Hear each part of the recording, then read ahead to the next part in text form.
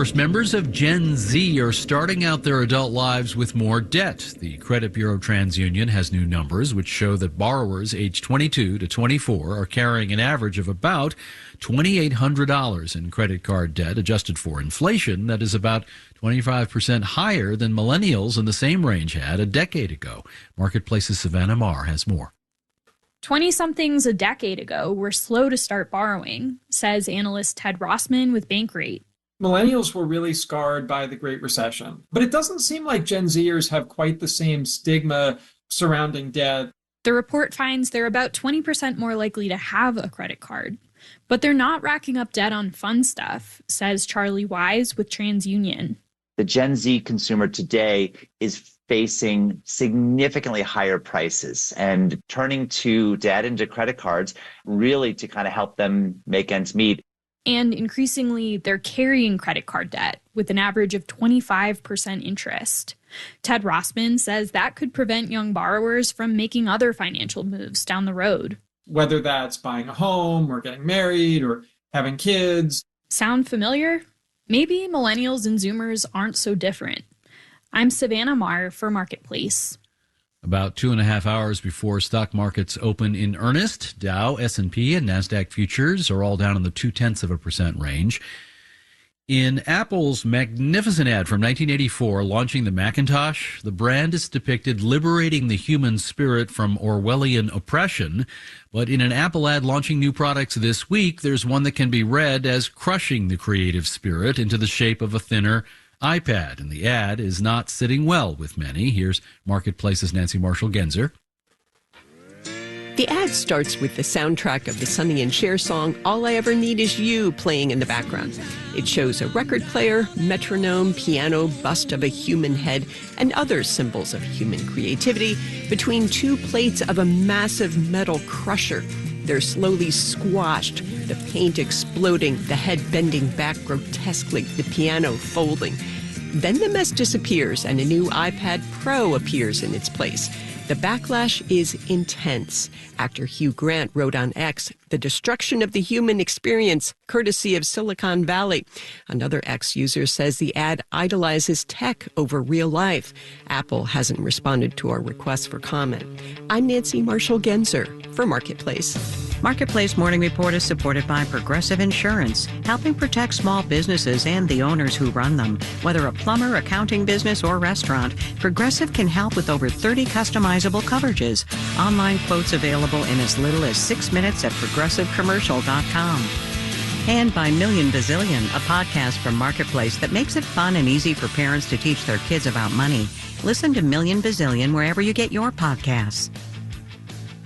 How to make the economy better serve more people. We're on the lookout here. Today, a new book called The Guarantee, Inside the Fight for America's Next Economy. It argues for bold thinking at a time that unemployment is running low, yet economic insecurity remains persistently high. The author of the book is Natalie Foster, president of the Economic Security Project, and she joins us now. Welcome.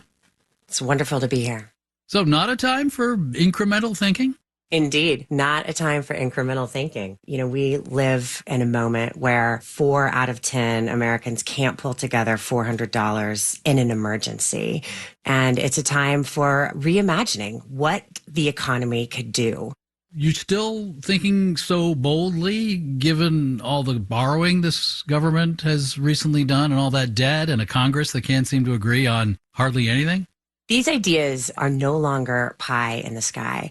We have seen, for example, the government mobilize the National Guard to put free vaccines in people's arms. That is a healthcare guarantee.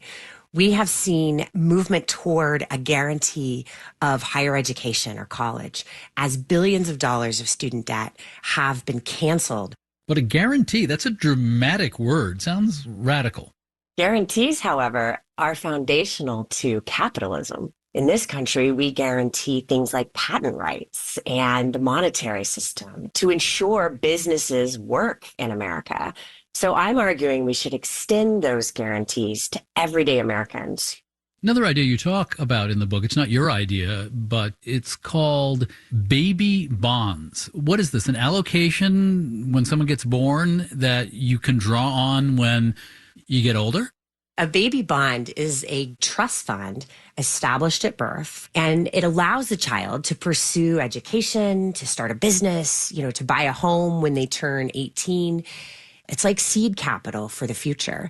And it starts to take a bite out of the racial wealth gap while setting all our kids up to be able to thrive as adults. The exciting thing about baby bonds is that they're being tested and tried right now. The state of Connecticut has passed it, Washington, D.C., California.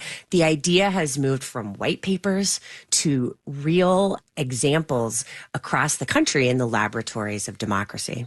You're not worried that strengthening these programs encourages inertia, that if we have this floor, it robs us of ambition? What robs us of ambition is working 3 jobs to put food on the table or to pay rent. During the pandemic, when we sent stimulus checks and the expanded child tax credit, people had more money in their pockets. And it was the first time in decades we saw a 24% increase in small business creation in this country. When people have the economic security, people are able to take risks and develop out the ingenuity that we know exists across America, but the opportunity is much more uneven. Natalie Foster's new book is called The Guarantee: Inside the Fight for America's Next Economy. Thank you very much. Thank you. In with the Bolt, out with the Malibu. There's news GM is pulling the plug on manufacturing Chevy Malibus after making 10 million of them since 1964. The 1960s coupes were pretty fine, if you don't mind, like 11 miles a gallon. Yes, in 1969, gas was 35 cents a gallon, which is $3 a gallon if you adjust for inflation. GM is recommitting to the all-electric Bolt, one of the cheapest EVs, after canceling the car last year. I'm David Brancaccio, Marketplace Morning Report from APM, American Public Media.